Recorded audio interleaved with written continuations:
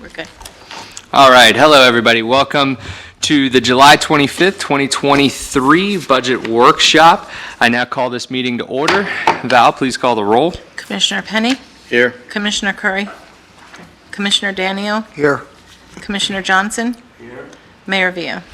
Here. And tonight, as I said, we will be speaking about the budget, the governmental funds budget. This is the workshop, and let me toss it right over to Mr. Forte. Yeah, so this will be the general fund budget summary. Michelle will come up and go over the summary. Once again, she's produced a nice PowerPoint, summarizes all of the departments, and then you've been provided the backup of the line item budget with all the details. So if you had a chance to look at that, if you have any questions, feel free to ask it at any time. And if you hadn't had a chance to go into it in much detail, there's still time between now and September to go through it. This is just the budget work session, so there's more time for tweaking and making modifications. So we'll go ahead and ask Michelle to come on up and we'll get started. Thank you. And just as a reminder, if any commissioner has any questions at any time, just chime in and just ask Michelle directly. The floor is yours, Michelle. Okay, Thank you. thank you. Before we get started, I do want to answer a question that you asked at the last budget workshop. I calculated the benefit rate with all of the increases in the FRS and insurance projected.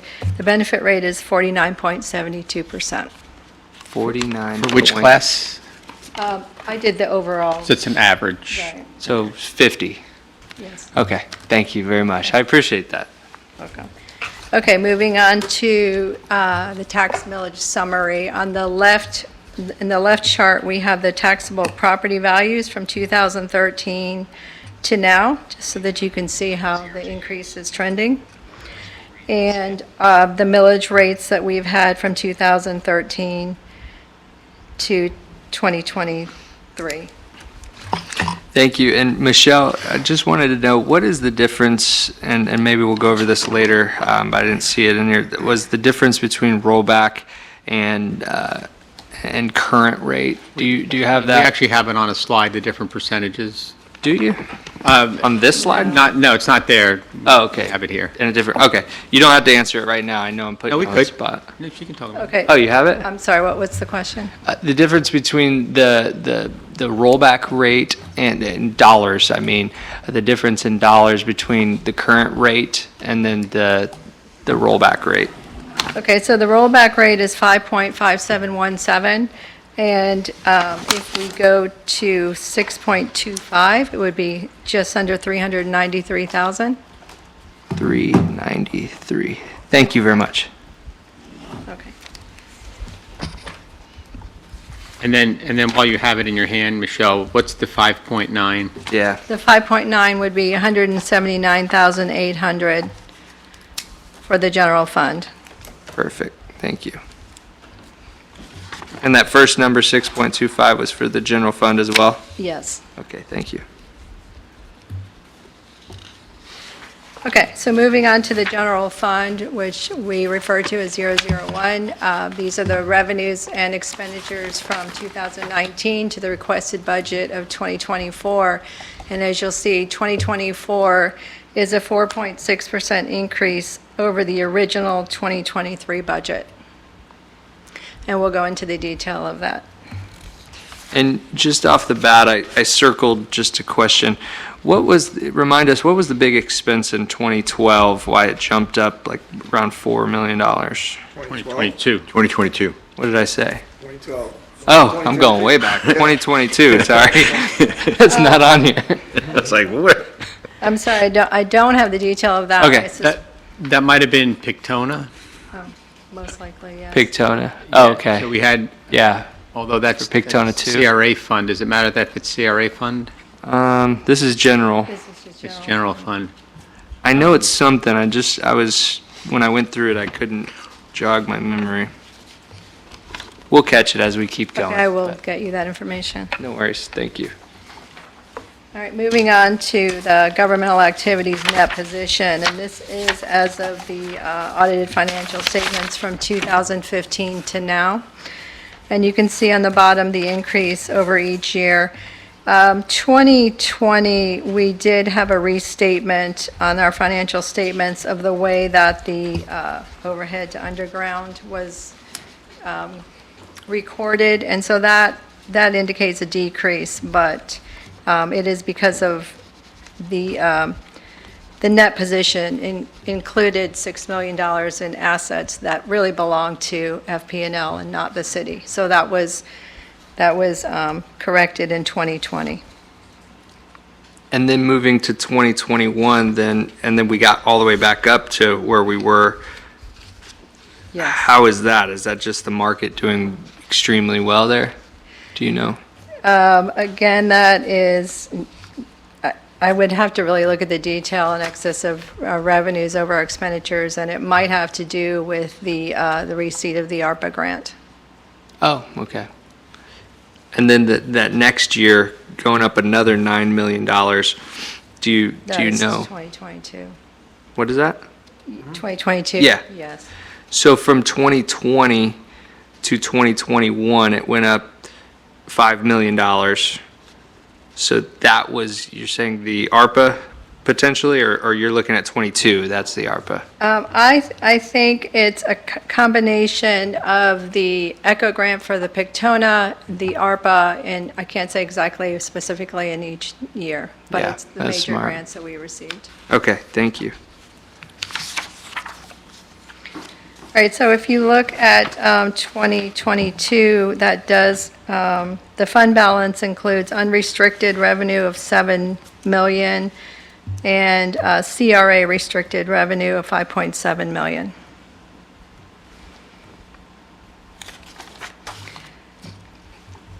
And then moving on to the 2022 actual, 2023 original budget, because I don't like to include the carry forward because it distorts the comparison, and 2024 request. Again, it's a 4.6% increase. Some in ad valorem. I base these numbers on a 5.9% rate. Yeah, so just let me reiterate that as we're talking about in case you have any questions. So on the agenda tonight, we'll be doing the resolution for the maximum millage rate set at the current rate of 6.25, but we're preparing the budget and we'll more than likely propose the budget at 5.9%. All right. So it's a difference, I think we're at roughly 6% of an increase over a rollback At 5.9. at 5.9 versus 12 and 12. change going for the current rate. And I can loop back to that, or we can have the discussion now, but I was going to see and briefly talk to you about it, Mr. Forte, yesterday of, and I understand that what we're doing tonight is the maximum. It's not, it can't go above that, but it certainly can go below that. I know the goal is to get to 5.9, and I asked you, well, why don't we just go down, some? And the more I thought on it all last night, when the public first sees it, a lot of these first maximum millage goes out there, they're published, and it shows this big increase, a 12% increase. I know that other cities are looking at major increases for their final, but, do you need all of that room, the 6.25 as a buffer, or could we come some far closer to 5.9 in your opinion? It's not that much. It's about 200,000. Yeah. So between now and September, if something comes up, like for example, this afternoon I talked with Michelle about, and we'll talk about it tonight, the UCC church behind us, purchasing that. Anything can come up, and I would rather Be safe. Yeah, you want to over-deliver and underestimate. So if we do that, I'd rather show the public that we came down in the taxes rather than keeping it the same or...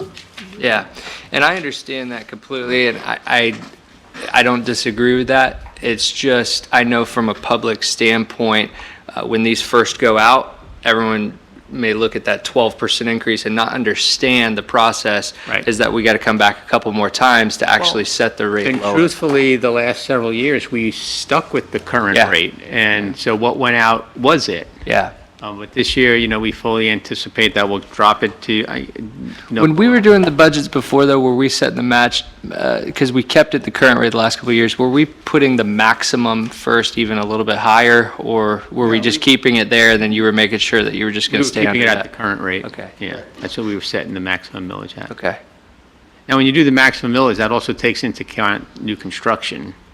yes. So, Yeah. and the phenomenon that we had with new construction this year was, our new construction numbers percentage-wise didn't go up as much as we anticipated, and that's because of Pictona. So I always thought that, well, Pictona's not included, then it's simply not included. But what they do is they actually take the construction cost of Pictona and put it in the total. And then when they do the new taxes, because it doesn't pay taxes, the overall percentage increase is actually significantly less. So I didn't realize that's how they did it. Okay. Something I learned this year. And I do have some data on other cities if you were interested. Is that the data that was sent out on Friday? Is that, Yeah, I had sent them the proposed millage rates and what the proposed increases are. okay, did all the commissioners get that? Yeah, everybody got it. Okay. Did you get any other, I know we were missing 4 cities. in that. I Did didn't you get any anything new responses? that came in. Okay, But That's even okay. those, they're kind of, you had some as high as 32%. Yeah. And some that were going to rollback. 20%, yeah, Well, yep. 15% increases, so there was, So, you all know- across the board. A 10% increase to Holly Hill is much less than a 10% increase to a lot of other cities. Yeah, well, and I spoke to you about the Deltona, how some tax bills will almost double based on Yeah. special assessment, based on their stormwater needs. They did a study, and they have $10 million for stormwater needs, and it came back at 50 million, and so they're implementing right on the tax bill, an assessment on there that's going to be an average of $33 a month for homeowners, which is tough for people on fixed incomes, but that's what they're doing over there at least, so it's a huge increase on top of what they're doing in the millage. So I appreciate you keeping this at a lower rate when we look at the 5.9 millage rate, and it's good to see the tax rate here to be under 6, which I know has been a goal for a long time. So that's really thankful for that. When you compare us to our sister city, we often compare ourselves to South Daytona. I think they're proposing still at 7.75. 775, wow, They were too high last time. Yeah, Okay. so, interesting. my thought is that people will see our millage rates are a little bit less, that maybe it'll attract more business here, more residential property, and Right. they see that their tax rate is a little bit. Right. And I believe, I mean, obviously it can change with the other cities, but when I calculate it without knowing the other 4, it should put us somewhere around 6th or 7th lowest, which, it's not always apples to apples, because you look at DeBerry with the lowest, and that's because of their circumstances there, and how their taxes come in versus what we have over here. And of course, we have different needs that we have to budget for, and a full police department, Some fire cities department. have small percentages beyond the millage. So your millage is one rate, and then Right. they've got these additional mills for different purposes Like that are Ormond. not incorporated into that. Like Ormond, yeah. Okay, sorry, I got off on a tangent, but you can continue. Yeah, Robert, too. There you go. Okay, moving on to the next slide, the pie chart. This shows each of the revenue sources. As you'll note, the ad valorem revenue is 33% of the general fund budget. That seems to be consistent year in, year out, right? That's pretty much a third. For the most part, all these numbers they're not going to fluctuate very much. Your ad valorem taxes are what they are, and your utility taxes. You're not going to see a lot of deviation or money shifting from one revenue source to the other. Okay, and the next spreadsheet is expenditure by activity, and as you'll note,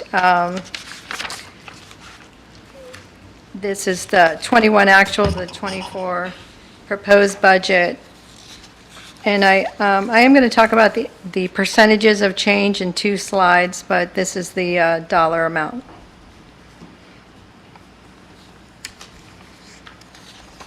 So I'm going to move on to the next slide, which is another pie chart. Although this pie chart is the expenditures by activity. So you see the police department, 28%, fire 17%.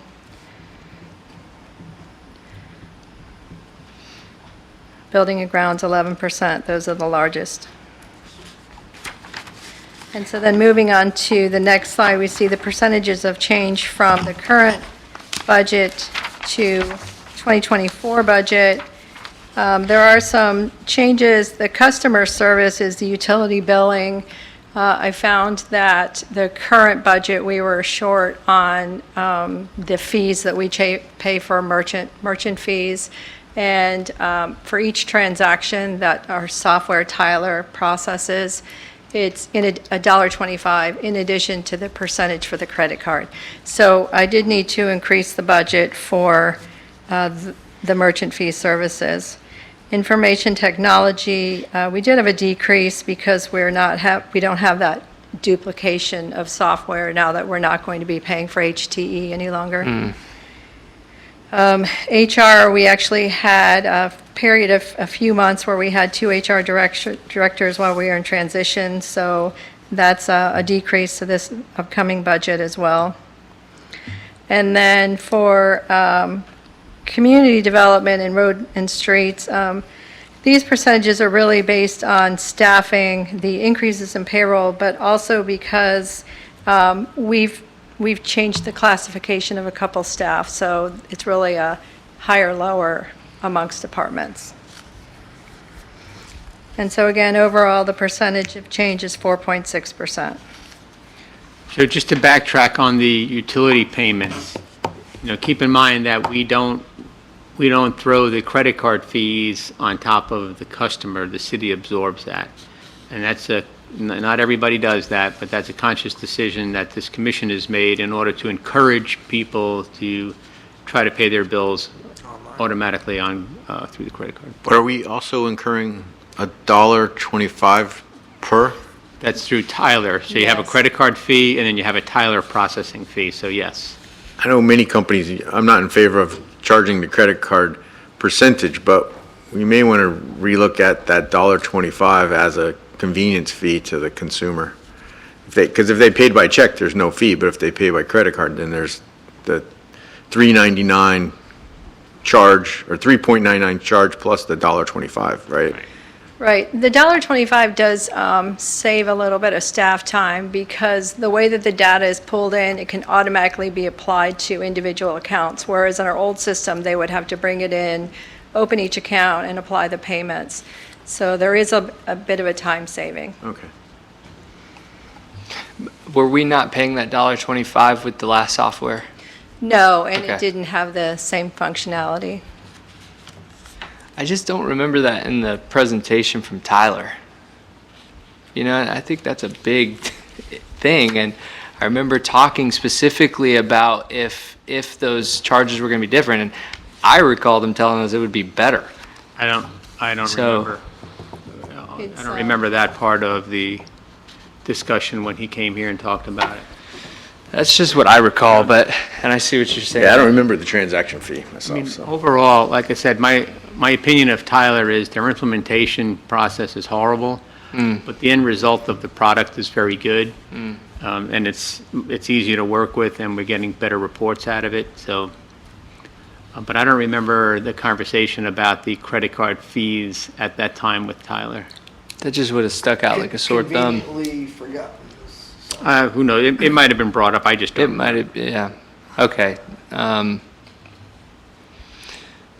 But you say that it saves staff time and energy, so we really. $1.25. Right, but we worth of want staff to, time. we want to try to encourage people to do that instead of having a line outside here.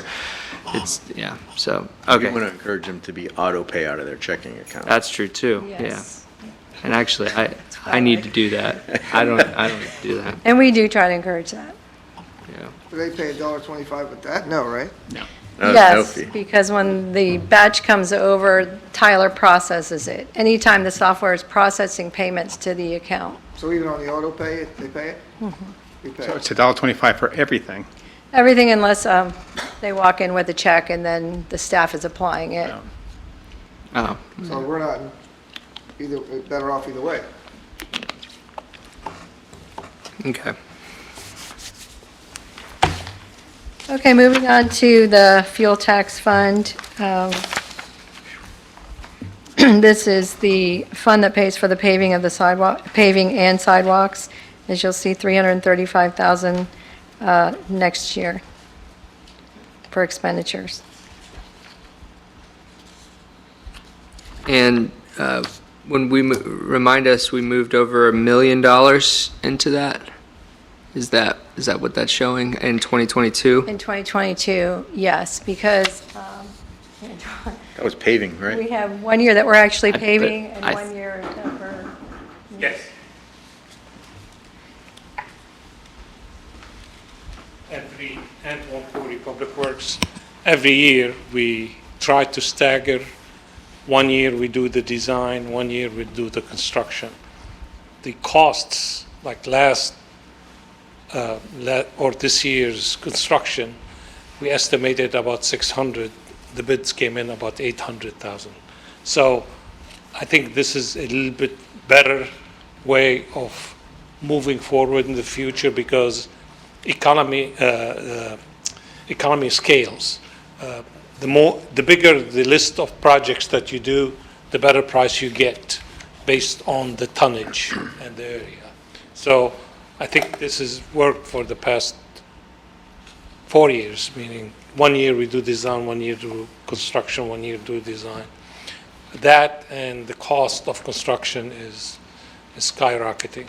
And this year we're hoping to start the design and construction to repair some of the sidewalks, especially the one that's leading to the schools, Flomish, Walker, and Center Street. So, and cost of concrete is up too. So it says charges for service, 200,000. Is that from our solid waste fund? So that's particularly for paving. So then the other cost, was $1 million actual 2022. Was that because we hadn't paved in a couple years, so we were moving it back in? Okay. That's true. We accumulated in the account the 200 every year, 200 and plus the sales tax revenue goes into the same pot so we can do the construction every 2 years. Makes sense.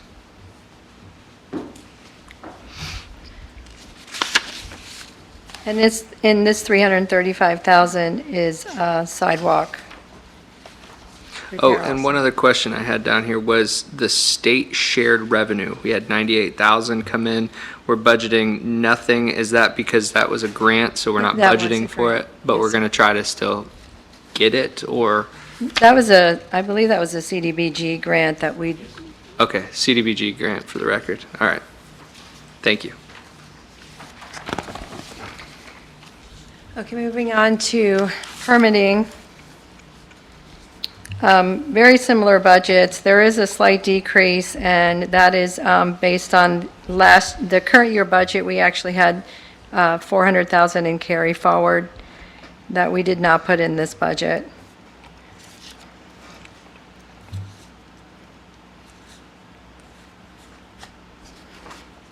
The only question I had on this slide was salary and benefits and the expenditures for permitting. How is it lower this year? We have one staff member that we actually allocated their salary to Oh, a another. different fund? Okay, Yes. makes sense. Thank you. The next slide is the CRA fund. As you'll see, an increase in the ad valorem revenue based on what we already discussed as far as the rates. And the non-departmental in the bottom right, the 1.9 million is made up of 854,000 for debt payments and then 1,043,000 available for projects, overhead to underground or whatever projects are decided.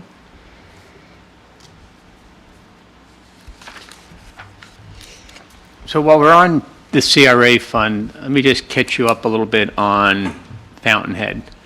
So we met with, I met with the attorneys, I mentioned this to some of you, I met with the attorneys a couple of weeks ago, and we had a discussion with regards to parcels 3 and 4. So I offered them an idea that we haven't really talked about in great detail, that we would allow Fountainhead to purchase parcels 3 and 4 for the current rate that we said, the $60,000 per acre, and then they would own it. So we would take it out of the incentive agreement completely. So if they then wanted to sell the property to Ken Boron from Beneficial to do the affordable housing project, they would sell it at that $1 million markup, and the money would be theirs to put back into the project, put in his pocket, whatever he wanted to do.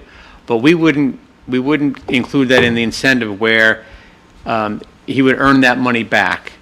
He would still have that incentive program in place for parcels 1 and 2, but 3 and 4 would come completely out. So our benefit is we'd get nearly $500,000 for the initial purchase that we can then use for any other projects in the CRA, and then we get out of the the aggravation that we have with this particular incentive plan. Jason had come back and was asking if some of the other benefits would still go along with it, like the impact fee credits and things like that. And I said, no, I don't think so. I said, you have an option of sticking to the incentive plan the way it is now, where you're not likely to get very much money back out of it due to the timing of when the CRA sunsets, or you have an opportunity where you can purchase the property, take control of it, create your own incentive with Kenny and the affordable housing, and go about your business at your own pace and get out of the relationship with the government. So, I'm waiting to hear back on that. There's nothing so urgent about it other than the counties, that the program that they've got with the additional funds for affordable housing, it's probably a pretty reasonable opportunity for Kenny to get funding for that project. So I'm waiting for Jason to get back into town so we could have another meeting and discuss what those options are. So that could potentially bring us in additional monies that would not be restricted to being put back into the project. And thank you, Joe, for holding our feet to the fire. I know that it's been a several-year process. There is light at the end of the tunnel, so I appreciate that. Okay, moving on to the Capital Projects Fund, $415,000, which the projects are itemized on the next page. The $94,857 is the CDBG for the Sunrise Park improvements. I'm sorry, say that last part again. The CDBG grant this year is going to be for the Oh, Sunrise Park okay. improvements. That's the $94,857. And then transfers in for $315,000. Excuse me, and the projects are itemized on the next page. But we haven't gotten that CDBG grant yet, correct? Correct. Okay. Then should we be budgeting for it? We have to. We always have to budget. We anticipate the revenue. We're going to get the money. We're going to get the $98,000. We're like really certain. It's just as a matter of whether they're going to prove that as a project. Now, the park is in the CDBG area, so there's really not a reason why they wouldn't. Oh, okay. So So we're certain we'll get it. Okay. we're definitely 'Cause I going to get just- the money. Yeah. I just can't promise you we're going to get it for that purpose. They may come back and say, nope, we don't think that's a qualified And we just give project, them a different and then we have project. to go a different round. And you said that's like 2 months out from knowing that one about the playground? Yeah, I think typically around after the first of the year, I think is when we get that back. I'm not 100% sure. Okay. I just wanted to make sure, because I know in previous years, we would budget for the anticipated grants and Yeah. things like that, and I know we decided we're not going to do that anymore, so thank you. That explains it. Yes, sir. Joe, on the capital projects, we've got $250,000 for the Sunrise Park playground equipment. Right?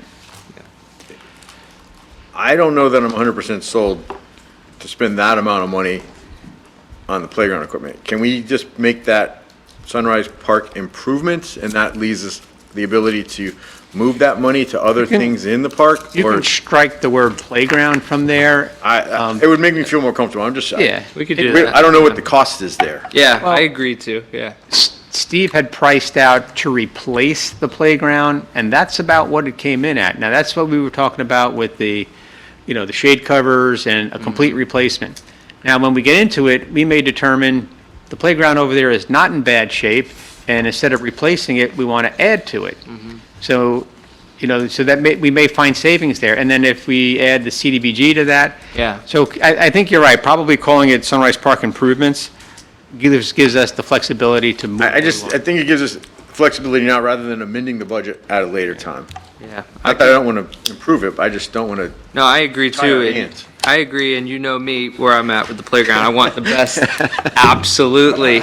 I'm going to be pushing for that, so you guys know, but I agree with that. It gives it more flexibility to make sure we Yeah. make the best decision for it. Make that change. So, yeah, we'll make that change. Good point.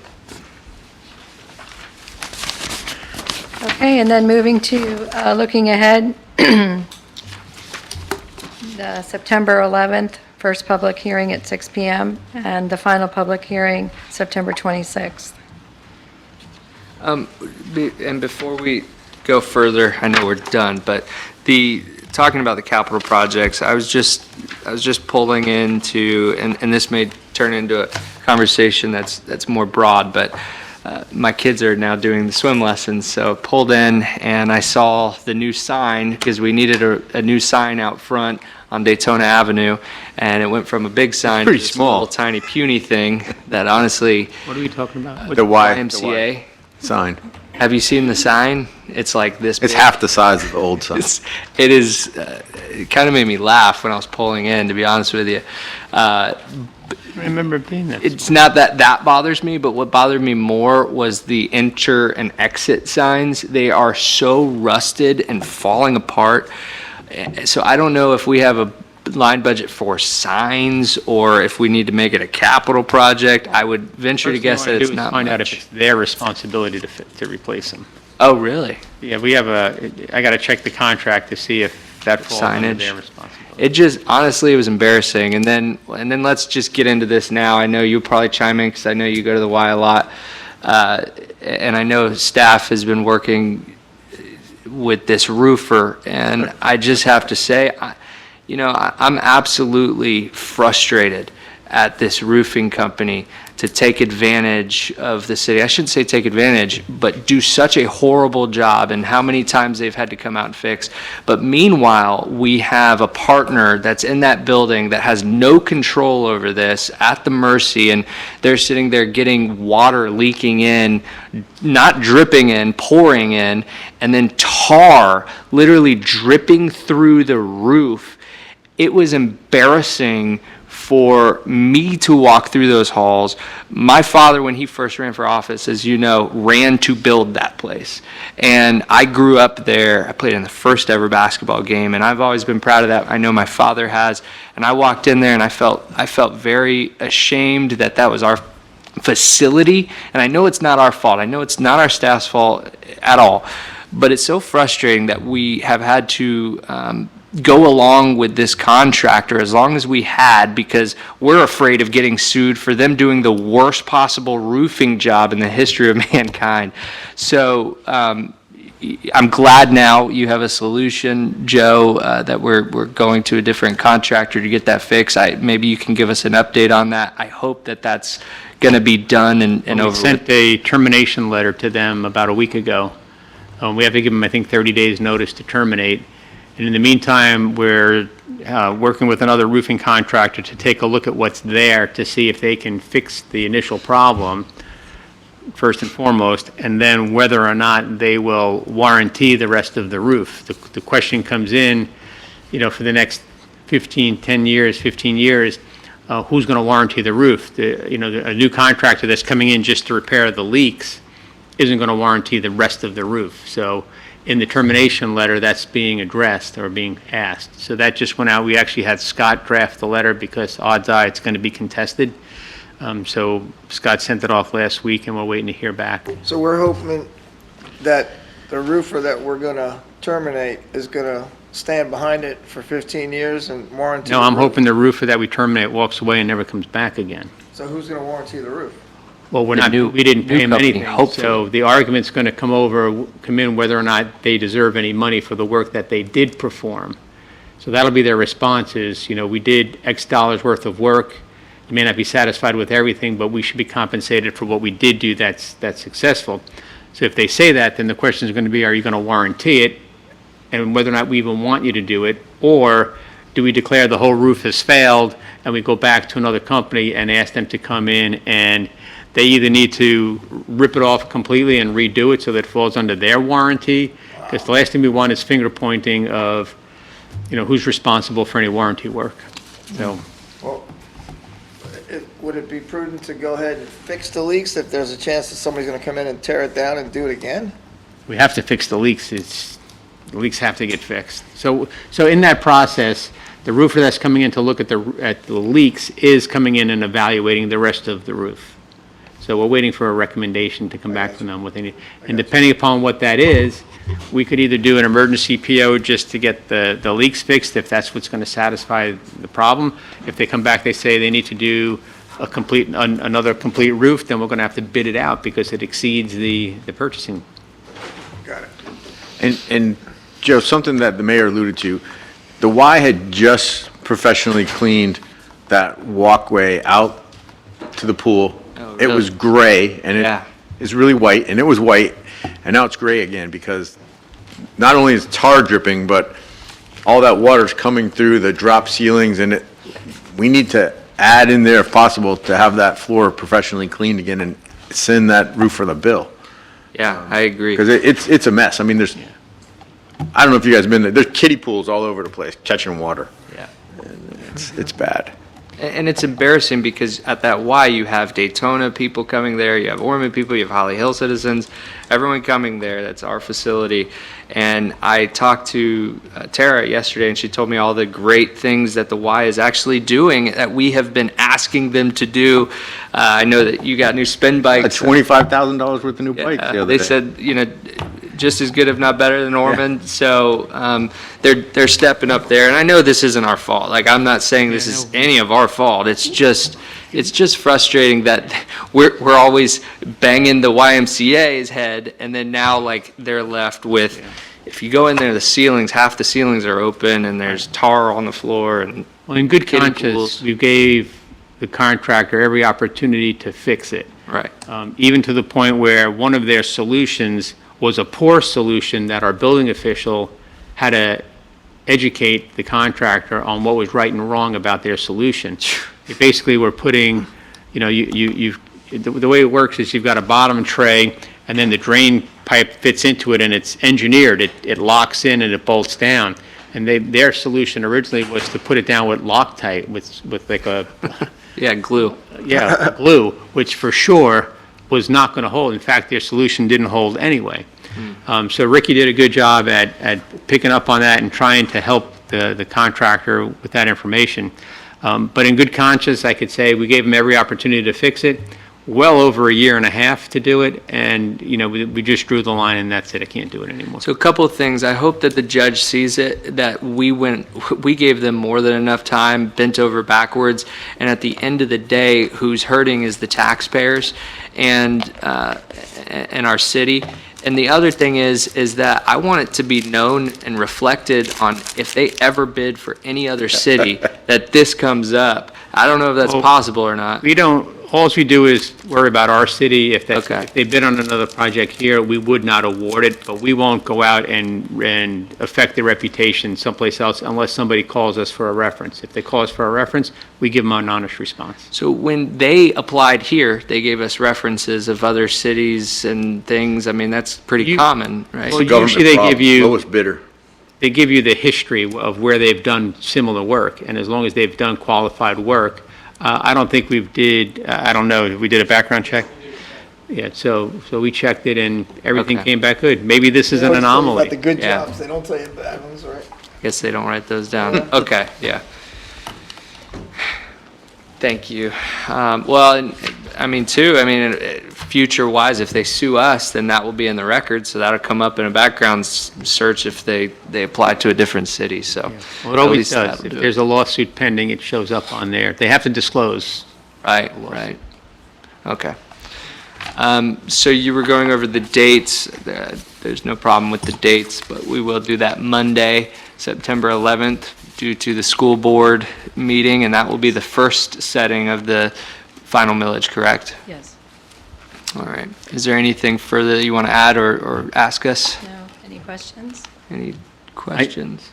I need clarification and direction from you with regard to the Union Congregational Church behind us over here.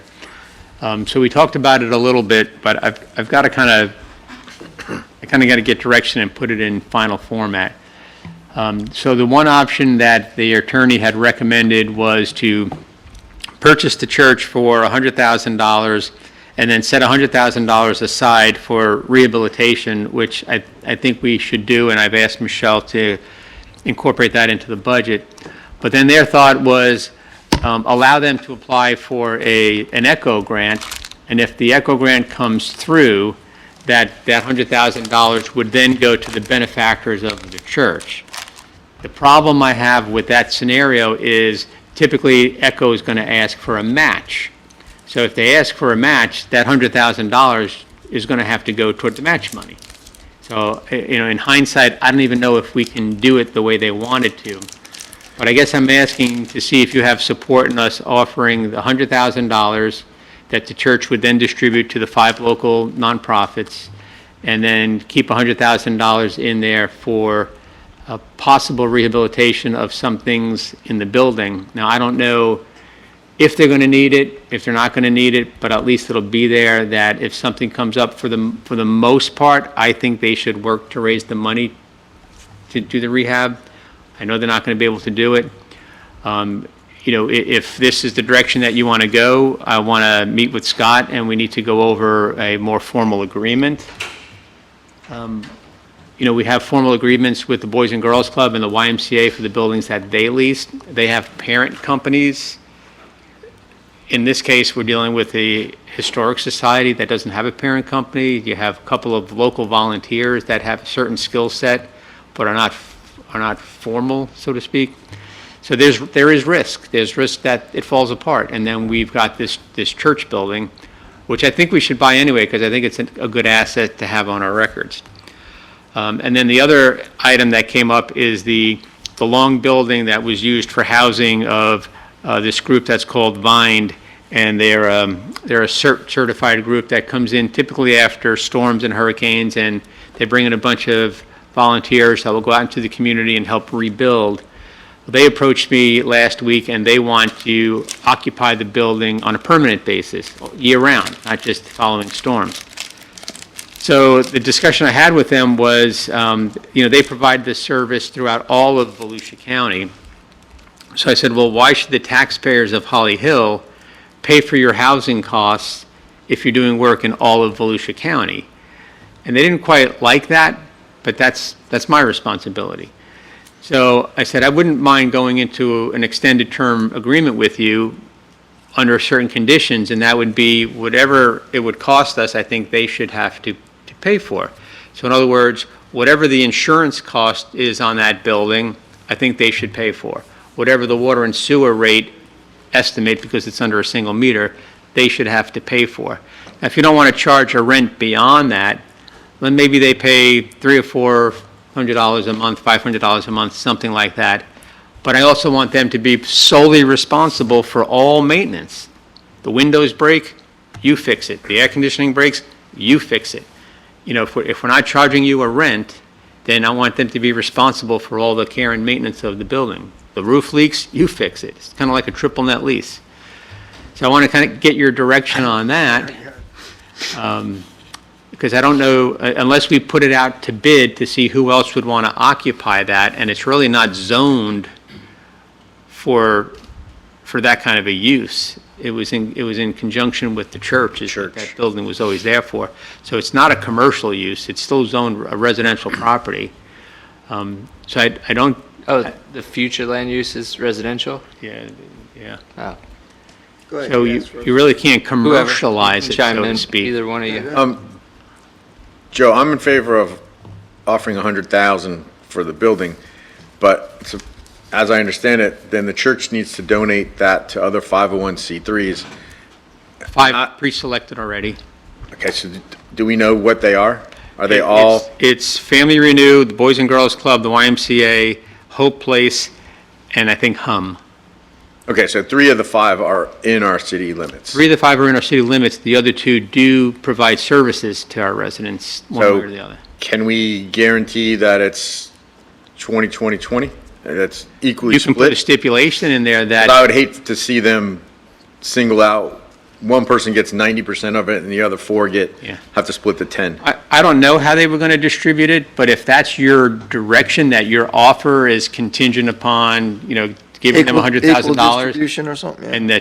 and that 20,000 is given to each of those 5 agencies, you can put that in the offer. That would make me feel more comfortable. I would hate to see the 3 charities in our city get nothing out of it. It's our taxpayers' money going back into our community. I'm in favor of that, and I also in favor of holding the 100,000 aside, letting them apply for an ECHO grant, because the 100,000 might turn into 200,000. I'll go one further with you, that if they give the money to these local agencies, I want the local agencies to spend the money on these facilities. So in other words, I don't want the YMCA to get I the would money. earmark that YMCA money for this YMCA, and Right. then earmark the Boys and Girls Club for this club. Right, it's got to be earmarked to be used in these facilities, not that it gets sent to the main. That's and- my concern, is that the money goes outside our, just Right. like with the people that want to sleep there, why should everyone else So we'll- benefit from our We'll money? put that in the offer letter. So, I mean, it's kind of like we're sort of making a donation through the church, sort of, but is it worth that kind of money, or is that a fair deal, or? Is the church worth that kind of money? I thought it looked like we could almost get it for nothing. It depends on your perspective. They had it appraised at $700,000. Well, who's going to go in, when I looked at the church, I thought it was good for 2 things. It's good to be a church, and it's good to be a funeral home. It's not commercial property, so you really can't use it as a funeral home. Churches don't pick up and plop into another church. The community's not here to support it, which is why they're closing. They've closed. So it really doesn't have a lot of market. So they're trying to do, in their eyes, they're trying to do God's will to get as much money as they possibly can as they disassemble the church to be able to help other nonprofits. And I get that. I'm sure you understand that. So, we are buying something. We're getting an asset that has a value to it. So I don't think that's bad. Okay, my other question was the room and board. Basically, you're gonna figure out, how are you gonna charge them for utilities they haven't used yet? I mean, insurance and all that, I Well, can see. I think we wrap it up into one flat rate, because there's one meter, there's one water meter, one electric meter that goes through the church, and what the church was doing was charging them $10 per person per day or something like that they were there. It's because she said that the same thing, how are you going to charge us for water and sewer if there's no meter? Well, I don't Well, want it to could get be a meter, but into, you can't charge them in advance, you don't know how much they're gonna use. well, you don't do it that way. You do it based on an assumption that we're going to charge you with X dollars for rent, and that rent includes utilities and insurance. It's an all-inclusive rent, so you don't get to question the utility bills. Whatever you're paying for rent, it's inclusive. And if it comes up short, we eat it, and if it comes up over, we get it? I mean, how's that? Or are you just gonna, It is what it is. It's no different than right now, we pay the utilities for the Boys and Girls Club, the YMCA, for Pictona, and for the Historic Society. Historic, yeah. So, so what we're going to do is say, instead of itemizing a water and utility bill and a trash bill, we're going to say your rent is X number of dollars, and that's inclusive of utilities and would you have a one-year lease contingent upon looking over it and making sure we They didn't get? wanted a very, very long extended lease, and I said, we don't have that relationship for me to do that, because we don't know you and what you do. So I would recommend that we would do a 3-year lease Three-year lease. with renewal options, and the renewal options, if they're doing good work and it's fine, we can do a 5-year extension after that, and, let the experience dictate how we move forward. But I wouldn't enter into a 10, 20, 30-year lease at this point. I'm okay with that too. And my thoughts on it, and I agree with you, Commissioner Penny, that we should try to earmark those and get them to agree to that, because that's so beneficial. But also, and I want to make you feel more comfortable about this, is take that out of the equation, right? And Commissioner Daniel, take that out of the equation that they are donating it back to the community anyways. This land is worth that. It was appraised at $700,000 or give or take. The thing that they're not creating anymore is land. And this means that the city will own the entire block. That's so important. And we talk a lot about not looking at today, because I'm not fully sure of what the exact best and highest use is of that property. But I do know that in the future, whether that's 5, 10, 20 years, it's going to be so important to have that. And it's another opportunity for a future commission to be able to make something great there. And if at that point they deem that they don't need that facility or land or what have you, they're able to give that the best and highest use at that point. So in my vision, this is worth every bit of that money that we're setting aside and then some. So the added bonus to it is that that this money that we will purchase it with is going to go back into the community of very, very well-needed organizations that serve our community. I hope that makes you feel a little more comfortable. If we even just take that out of the equation, which I agree with, we should ask, hey, let's make sure they go to these organizations. That's just a win-win.